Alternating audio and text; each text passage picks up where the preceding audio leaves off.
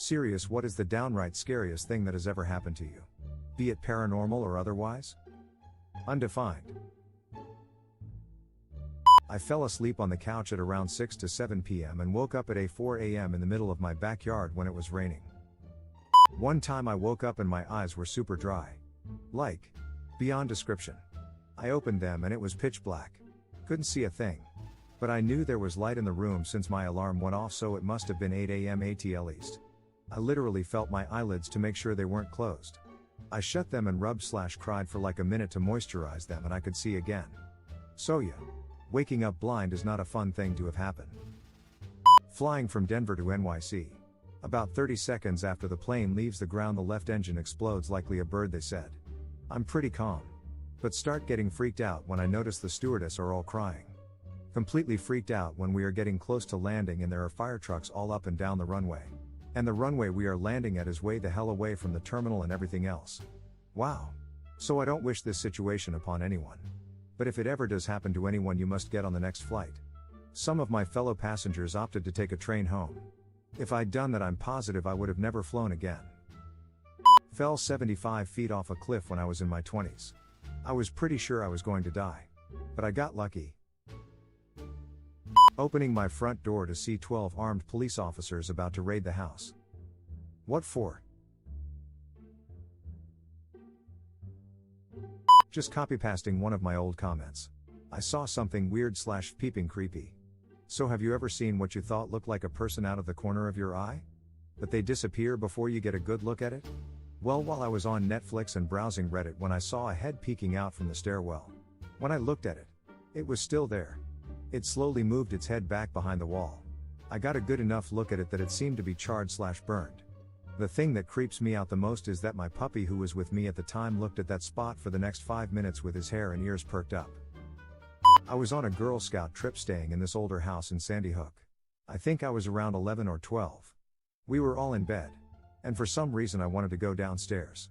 I remember hearing the parents talking in the downstairs kitchen. And I was walking toward where I saw a lit up room. Then it all disappears. And I'm standing in the middle of an empty, dilapidated room. Random crap. Plaster on the floor. No furniture. I freak out and try to retrace my steps back to where I thought the adults were. I wander around for a bit and finally find a staircase. Weird, the staircase was blocked by a couch at the bottom. Then I realize I had been sleepwalking. And somehow managed to go up to the 3rd floor where we were told not to go. It was about 10:30 p.m. and I'm laying on the couch jamming out through my earbuds and playing on my iPad. I close my eyes while listening to Lithium by Nirvana. When I notice the song just cut out. I open my eyes and I'm outside. In the cul-de-sac at the other end of my neighborhood, about half a mile, wearing nothing but pajama bottoms and just below freezing temperatures, just staring out into a cornfield. I walk back to my house. And when I get to my room I saw it was like 3 a.m. Still no clue what happened. But I had apparently scribbled in my school notebooks and put out the fireplace during my little nighttime adventure. I had thought it was all a dream until I woke up the next day and my mom asked about all the grass I had shaken off my pants onto the floor. So that freaked me out pretty bad. Happening right now. Actually, I live in Northern California. I wasn't terribly far away from the Rocky and Jerusalem fires while they were still burning. Now there's a brand new fire. Arguably worse. And much closer to where I live. During the day it's smoky everywhere and at night it looks like Mordor is just over the mountain. I'm terrified my family is going to lose our home that I've lived in all my life. I'm scared that my friends are going to lose their homes. I'm just really scared. Looking out my window and seeing a SWAT sniper perched on my porch aiming at the drunk belligerent asshole across the street. It was like 2 a.m. and there was a lot of noise going on outside.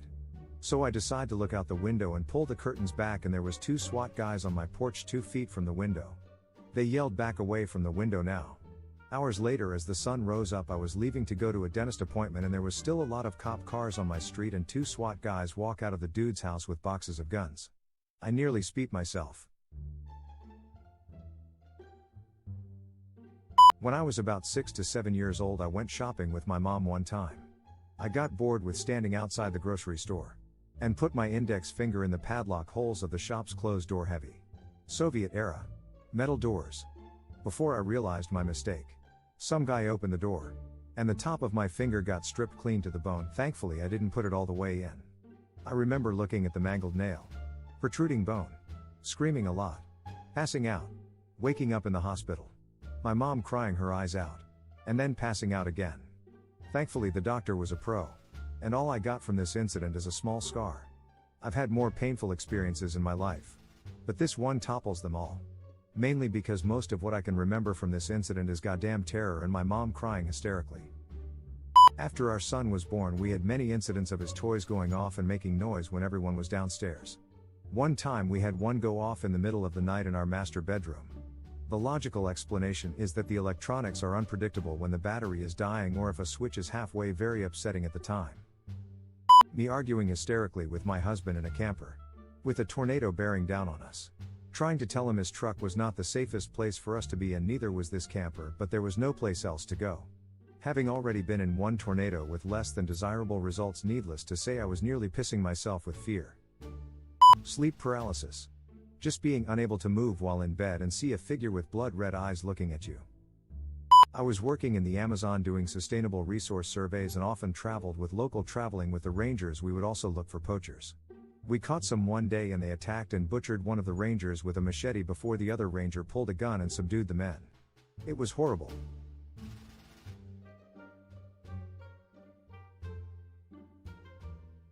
My mom was a drug addict. She was passed out on the couch most of my life. One night I was at home with my two sisters. All of us under 12. Mom was passed out as always. Men in black jackets with police labeled on the back started banging on our doors. Banging on the windows. Shouting that they were the police and to open up. Being that we were all little kids. We were terrified and had no idea what to do. My eldest sister made sure everything was locked up and ushered us into a back room as she called our grandparents. Thankfully they were a short drive across town. So they showed up rather quickly. One by one. Every single guy walked past them and got into an unmarked white van. They didn't make eye contact. They didn't say a word. They just left. One of the scariest, weirdest experiences I've had. There's no telling what would have happened to us if we had opened the door. Makes my skin crawl thinking about it even 20 years later. Got robbed at gunpoint at work. Pretty minor compared to other stories here. But it was one of the few times in my life where I legitimately thought I was going to die. I thought I was watching my grandmother die. My maternal grandmother's funeral had just concluded and we were gathered at a place nearby eating some cake and celebrating her life. One of her oldest friends was holding a speech about when they first met and how great she was when I noticed something was off about my paternal grandmother. Her mouth was wide open and she couldn't speak properly. An ambulance was called. And it felt like it took forever for it to arrive. I was so scared I would lose my other grandmother so soon. But it turned out okay. It was her blood pressure that was off. And there had apparently been more similar cases that day. She is fine now. But I was terrified she was going to die. She was actually laughing about it a few minutes after she got back to normal. I had a severe allergic reaction to something the doctors gave me after knee surgery when I was 14. First my face would start swelling and be all pins and needles. Then it would spread to the rest of my body. My tongue and throat swelled up so it was hard to breathe. My ears must have swelled up because I could barely hear anything. And I couldn't see well because I blacked out, but was still aware of what was going on. The entire allergy team at Children's was outside my room trying to decide what to do. I was having such a severe reaction. They didn't want to risk making it worse by moving me to the ICU. After about 15 minutes it faded away. Then an hour or two later it happened all over again. Still don't know exactly what I was allergic to. I idiotically jumped off a cliff next to an engorged waterfall that was like 40 feet up into a nearly flooding river. I had never jumped from that high before. I was underwater for several lifetimes in what felt like an unlit cave with tornado force winds and you can't breathe the air. I wasn't really positive I was swimming up, but luckily I was, and I got my head above water only to realize you can't tread water in a rushing river like you can in a lake. Basically I was drowning without understanding why. Finally my friend's advice went through my head and I got my speed together and swam to the side where a jetty current from the waterfall began pulling me towards, which is like an underwater Ferris wheel that doesn't stop until the river slows down. I was able to grab onto a rock and climb onto and then up the cliff face.